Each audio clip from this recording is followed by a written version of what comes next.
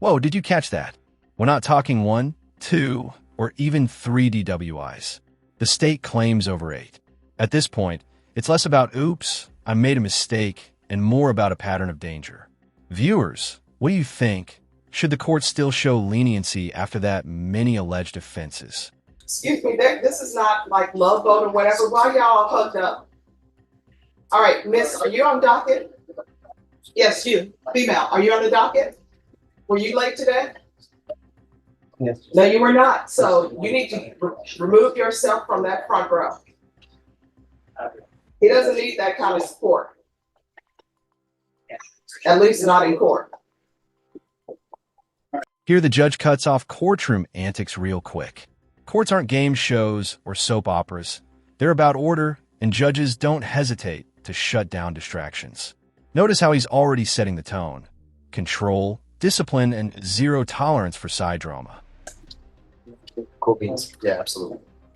So yes, we will be completing Oklahoma. So if you see Robert Mauer, hug him. Give him some sympathy. Yes, sir. Court is calling 2024 CR 6359, State of Texas versus Kelly Cotner. Could I have parties announced for the record for the state? Daniel Escobar for the State of Texas. Defense? George Sharman on behalf of Ms. Cotner. Are you Ms. Cotner? Yes, Judge. All right, defense has filed a motion to alter and amend bond conditions. They're asking for removal of the GPS monitor. State, do you have any objections? Yes, Your Honor. All right, state, what are your objections? Judge, I believe this is the defendant's DWI for the protection of the community. We think that the GPS should stay in place. Again, this is for the safety of the community. This is something that it's been an issue where when she gets in a car, there's possibility that she could be drinking. So that's what the state's main concern is. All right, is she on a ignition interlock? And here's the big ask: removing the GPS monitor. For context, a GPS tracker isn't just about knowing where someone is. It's about ensuring public safety when someone has a history of risky behavior. The defense frames it as restrictive, but the state sees it as protection. Yes, ma'am. Well, now, excuse me, don't do that unless your father's a witness. Does ignition interlock address that issue, or does it not address the issue? Judge, again, the worry is that the frequency of the DWI is the number it's at. An ignition interlock on one car doesn't mean that she's completely unable to get into another car. So that's why the state's concern for GPS is also to have that in place to give extra protection. All right, so how will GPS show she's not in a vehicle, though? Well, Judge, if she has any type of full house arrest or partial, we know where she is. We know what type of hours, what her movement's going to be. If she's not on GPS and we have no idea where she's going, she can leave her car with the ignition interlock there at her home and then immediately get into a car that's not with the ignition interlock. All right, so she has put in here, or at least there's a letter attached to the motion stating that she is helping someone go to their doctor's appointments. So do you have any objections to her going to doctor's appointments with someone? Her doctor's appointments, no. No, it's to another person, Mr. Eloy Lopez. Really? Have you had a chance to to read the affidavit that is attached to the motion?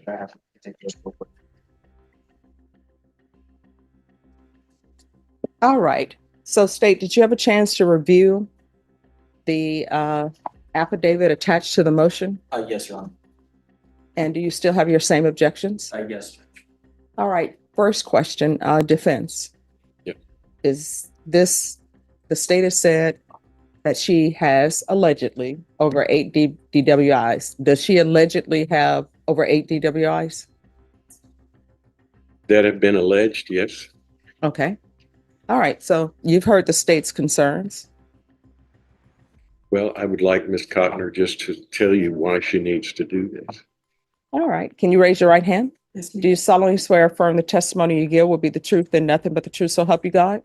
Yes, Your Honor. All right. You can lower your hand, state your name for the record. Kelly Cotner. All right. You may ask your questions. Okay, Ms. Cotner, just explain to the judge why you need to get that off of you to help this gentleman. Why? I am currently the caretaker for an elder gentleman by the name of Eloy Lopez Sr. And Mr. Lopez is 87 years old, and he has some cognitive decline. And recently I helped him recover. I administered drops and home recovery from 2 cataract surgeries. He loves me like a daughter now. I do everything. I feed him. I wash his dishes. Now, this is where things get emotional. She's painting herself as a devoted caregiver, helping an elderly man with medical needs. This isn't just a legal move, it's a strategic narrative. I'm not a danger, I'm a helper. But will that outweigh her record? That's the tension building here. I make sure that he does not have any falls. He uses a walker to get around, and he depends on me. And he cries and he really cares for me, and I'm enjoying and getting a lot of fulfillment out of helping this man because he genuinely needs this help. He's hard of hearing, and when he goes to doctors or stores, I'm very gentle and kind with him, and he's not afraid to speak with me, and I can understand what he's trying to say rather than a stranger who might not be familiar with him might yell at him and try to understand what he's trying to say. I've been able to do that with doctors, nurses, and secretaries, etc. And this man loves me like a daughter, and I would like to be able to take him in an Uber comfortably and assist him at the doctor's office, at the grocery store where he can pick out his favorite groceries, which I provide for him. All right, why can't that be done with GPS?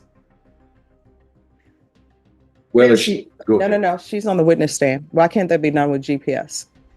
Well, Your Honor, I've had no violations after 8.5 months on GPS. No. My question is, why can't that be done with GPS? Well, I have to put in 24 hours notice for any GPS needs, which I've been able to do successfully for any needs of my own.